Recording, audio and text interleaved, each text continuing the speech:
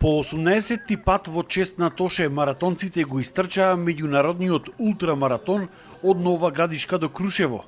12-те маратонци истрчаа 900 километри, а во Крушево беа пречекани традиционално со рози. Се заблагодарувам на сите 12 учесници што стигнавме тука да ја одадеме последната почит на Тоше за нивната жртва во вечерните часови, борбата со асфалтот. Годинава свој настап во неговиот спомен дом по повод овој ден.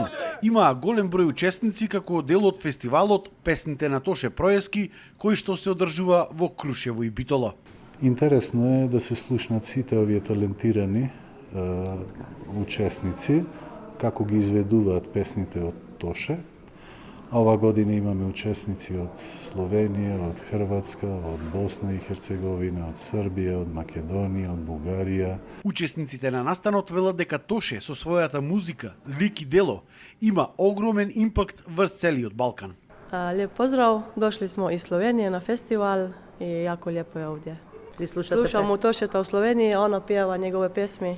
Ne znam da li postoje riječi koje bi mogle objasniti koliko je on zapravo napravio, kakav je to impact na kulturu i na umjetnost, ne samo u Makedoniji, već i širom regiona i izvan regiona. Спомен домот останува и понатаму најпосетениот музеј на Балканот.